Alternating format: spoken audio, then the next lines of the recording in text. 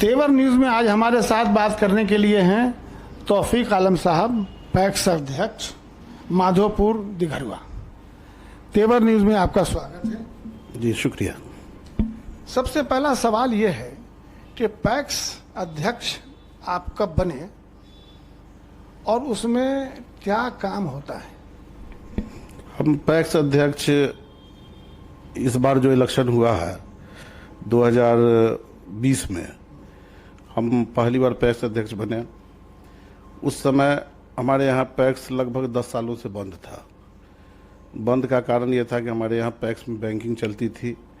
Banking का 2004 से अब तक ऑडिट नहीं हुआ था, तो सबसे पहला काम हम वहाँ ऑडिट करवाने का करवा रहे हैं। अभी भी फाइनल नहीं हुआ है। 31 मार्च तक उम्मीद है कि वो फाइनल हो जाएगा। अभी फ़िलहाल हम अपने यहाँ पैक्स में और हम अपने किसानों के साथ मिलकर, बस मेरा पहला जो टारगेट है कि किसान जो हमारे यहाँ खेती करते हैं तो पुराने पद्धति के हिसाब से करते हैं, और लोगों का मानना यही है कि हमारे बाप दादा जैसे करते आए हैं वैसे हम करें। तो जबकि अभी पर्यावरण चेंज हो गया है, तो हमारा पहला वहाँ जो अभी हम काम कर रहे हैं, किसान के खेती के लागत को कैसे घटाया जाए, उस पर हम सामूहिक खेती पर हमारा काफ़ी बल है। सामूहिक खेती से क्या मतलब है, क्या नतीजा निकलता है इससे? सामूहिक खेती का मतलब है जैसे मान लिया कि एक प्लॉट है 10 बीघे का, 20 बीघे का, 25 बीघे का।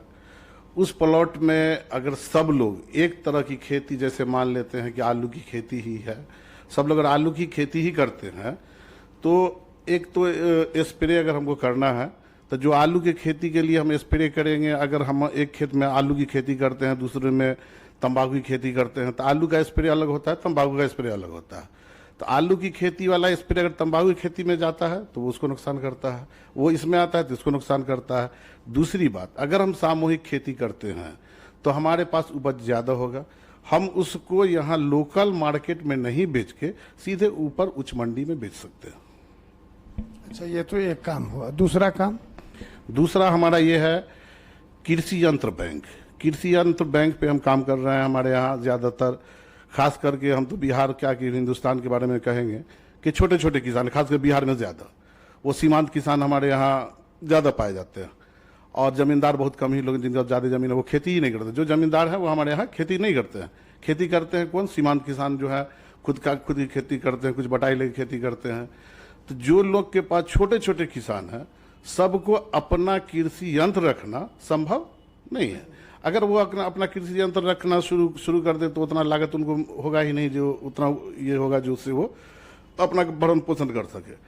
कृषि यंत्र अगर हम अपने पास रखते हैं, हमारे पैक्स के पास कृषि यंत्र होता है, तो हम उसको बहुत कम मूल्य पर, जिससे हमारे ट्रैक्टर का, हम तो एक मिसाल ट्रैक्टर पर ही दे रहे हैं, पहला तो जोत होता ही है, तो ट्रैक्टर का जो खरीद का लागत हुआ हमारा, जो ड्राइवर होगा, जो डीजल का लागत हुआ, सब जोड़ के, जैसे अगर 1000 रुपये का 100 रुपये कट्ठा अगर क्या कहते हैं खेत का जो चलता है, तो हम प्रयास करेंगे वहाँ 50 रुपये कट्ठा जोत कर सकते हैं, क्योंकि वो संभव है, क्योंकि हमारे पास वो अवेलेबल रहेगा। उसके बाद अभी नई नई तकनीकी से खेती होती है। सब लोगों को नई तकनीकी के हिसाब से नया यंत्र रखना संभव नहीं है। हमारे पास वो सारे यंत्र, सरकार की योजना भी है, कृषि यंत्र बैंक हर पैक्स को दे रही है, और हमारा प्रयास उस पर है, हम कर भी रहे हैं। और नए पद्धति से खेती करने के लिए नया यंत्र की ज़रूरत जो होगी वो हमारे पास अवेलेबल रहेगा, वो कम किराए पर हम उसको दे पाएंगे। बीज और खाद के बारे में भी कुछ सप्लाई करते हैं आप लोग? जी जी जी जी। बीज खाद हम लोग का पहला, ये जो हम अभी आपको बताए, खेती के लागत को घटाना, इसमें ये भी एक सबसे पहले जोत, दूसरा बीज। अगर हम हमारे यहाँ के किसान, हमारा घर यहाँ से 5 किलोमीटर, ताजपुर बाज़ार से 5 किलोमीटर दूर है, हमारे यहाँ ज़्यादातर बाज़ार में ही दुकान हुआ करते हैं। अगर वो सारा कुछ हमारे पैक्स पे उपलब्ध रहेगा तो हमारे किसान को वहाँ से आने जाने में जो समय लगता है वो तो समय बचेगा। दूसरा कि हम होलसेल रेट में उनको उपलब्ध वहाँ कराएंगे, जिसका लाइसेंस भी हम प्राप्त कर चुके हैं और हमारे पास अवेलेबल भी है, हम दे भी रहे हैं। आप ही मालूम हुआ कि आप उत्तम वाटिका के नाम से कोई एनजीओ भी चला रहे हैं, तो इसकी स्थापना कब हुई और अब तक क्या काम इसमें आपने किया? जी जी 2003 में उत्तम वाटिका की स्थापना हुई। 2003 में जब हम उत्तम वाटिका का स्थापना किए, उसके पहला साल में हम वो अपने गांव मोहल्ले में, हमारे यहाँ खास करके बहुत कम लोग पढ़े लिखे थे और कुछ ही लोग मैट्रिक पास किए हुए थे, तो ज़्यादातर लोगों को स्कूल से जोड़ने का, और जो लोग स्कूल में, सरकारी स्कूल में पढ़ते थे, उनका फ्री कोचिंग, हमारी संस्था कुछ चंदा वगैरह करके फ्री कोचिंग का काम किया। पहला ईयर में हम अपने यहाँ से जो नहीं पढ़ने वाले, जिस परिवार के लोग एजुकेशन से नहीं जुड़े हुए थे, वैसे परिवार के लोग से 5 को मैट्रिक पास करवाया। उसके बाद खुद लोगों के बीच में हौसला बढ़ता गया और लोग करते गए।